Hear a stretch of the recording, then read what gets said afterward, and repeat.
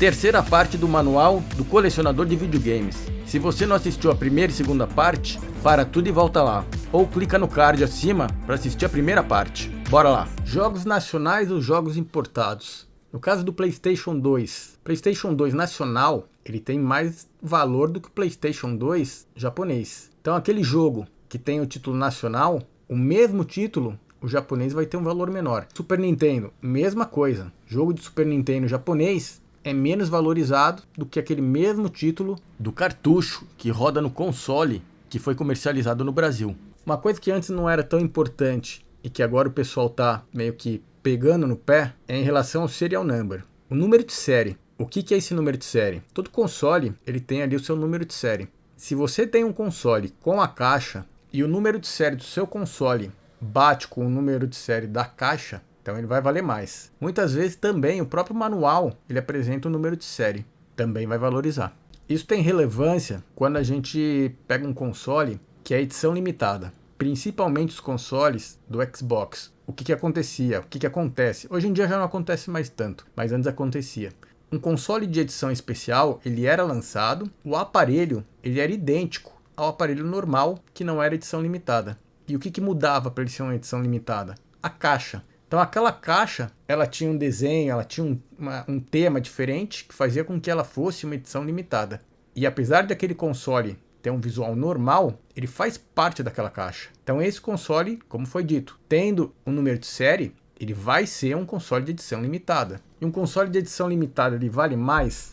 Ele vale mais, mas vai depender da raridade dele. Muitos consoles têm uma etiqueta que ela mostra quantos números de console daquele tipo, daquela edição limitada foram produzidos e qual é o número dele em relação a essa produção.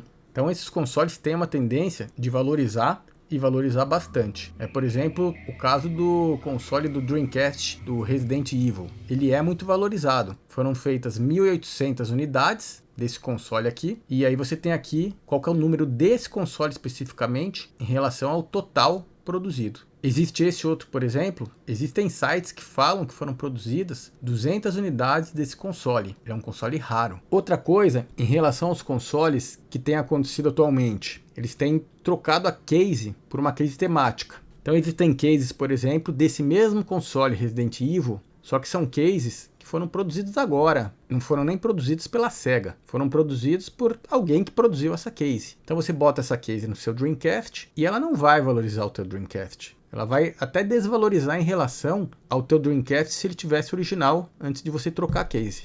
Então tem que ficar atento a isso. E outra coisa que desvaloriza o console é que tem muita gente que tem trocado o canhão por um leitor de cartão. Você vai gravar os jogos no cartão e botar o cartão no seu console, no lugar de onde ficava o leitor de mídia. É legal, mas ele não é mais aquele Dreamcast original que tinha um canhão do jeito que ele saiu da fábrica. O estado da caixa é importantíssimo para você valorizar o seu console. Se o seu console está lindo e impecável, mas a caixa dele está zoada, ele não tem um valor tão grande quanto aquele console que tem uma caixa impecável. Lógico. O que eu quero dizer com isso?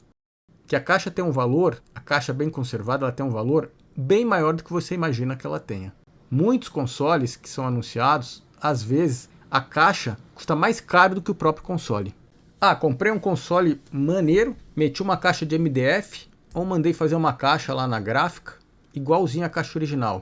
Cara, bonito, vai valorizar a tua coleção visualmente, para quando for uma visita lá tomar uma cerveja, mas não agrega valor na sua coleção. Fique sabendo disso. Então presta atenção para ver se aquele console que você está comprando, que é um console antigo, tem uma caixa nova. Caixa nova não valoriza. A caixa tem que ser velha, usada, fazer parte da história do console. Anúncios que tem no Mercado Livre, quando você vê o console impecável com caixa e está lá na descrição, caixa nova, é porque ela foi feita agora. Não é que o pessoal nem faz para dar o gato, para enganar. Eles botam que a caixa é nova. Então fica atento nisso, que a caixa nova não tem validade no colecionismo. O cartucho do videogame, que vinha quando o videogame foi lançado. Então muitos consoles, eles vêm com aquele determinado jogo junto com ele, principalmente as edições limitadas. Fica atento, se tiver com o cartucho original, CD original, que vinha com aquele console que você comprou, ele vai valorizar. Pode ser que esteja impecável, com caixa, com manual, com isopor, com tudo, console lindão, mas não tem o jogo mais. Então ele vai valer um pouco menos. Isso é importante. Agora, uma coisa que tem que prestar muita atenção. Estou comprando um console, o console está funcionando, perguntei se funciona tudo bem e tal. Esteja ciente do seguinte, você pode estar comprando um console de 25, 30 anos. Esse console ele vai sofrer uma deterioração natural pelo tempo de vida dele. O que eu quero dizer com isso? O canhão, leitor de CD, ele vai se gastando tal, mas o principal de um console antigo, de um console vintage, são os capacitores. Os capacitores, eles são acessórios que tem ali grudados nas placas, né? E com o tempo, eles começam a vazar. Naturalmente, eles têm um limite de vida. Então, o que é muito importante saber? Se você comprou um console que é antigo, pode ser que você precise levar ele para um técnico trocar os capacitores, mesmo com ele funcionando. Se um capacitor desse estoura, é como se fosse uma pilha que você deixou guardada ali dentro de um aparelho. Uma hora ela vaza, solta aquele líquido e aquele líquido vai corroer, vai contaminar a placa do seu console. O capacitor é igualzinho. Então, existe duas alternativas quando você compra, três alternativas quando você compra um console antigo. A primeira é correr o risco, mas sabendo que uma hora você vai ficar na mão. A segunda, comprar um console que já tenha seus capacitores trocados, que já foi feita uma revisão preventiva. Os consoles antigos isso é importante. E o terceiro é você comprar o console e você mesmo mandar para um técnico da sua confiança, que não é qualquer técnico que sabe fazer bem feito. Tem muita gente que faz, mas bem feito tem que ser aquele técnico que está acostumado com console vintage. Isso é importante. Consoles antigos dão problema de capacitor. Na hora que você botar ele na tomada, ele vai fundir e muitas vezes por você não ter trocado o capacitor, você perde o console porque aí não vale mais a pena arrumar. Isso faz parte do colecionismo. Isso acontece com todos os consoles antigos. Existem consoles que é mais difícil de acontecer. Talvez lá na frente um dia vai começar a acontecer bastante. Mas, por exemplo, consoles do Atari. É mais difícil você ver um console Atari acontecer isso.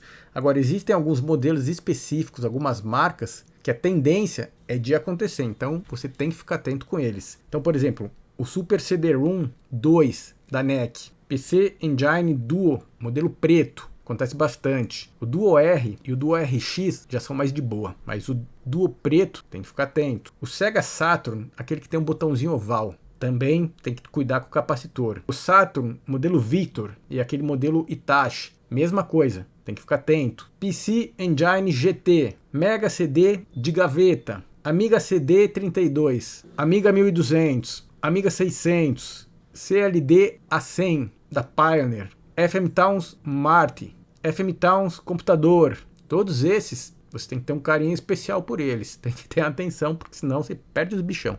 O que o técnico vai fazer? Vai dar um banho químico, tirar a oxidação que ele tiver, trocar os capacitores e aí tem vida nova aí pro bicho aí por mais uns 15 anos. Aí lá na frente você faz de novo essas modificações que tiverem que ser feitas.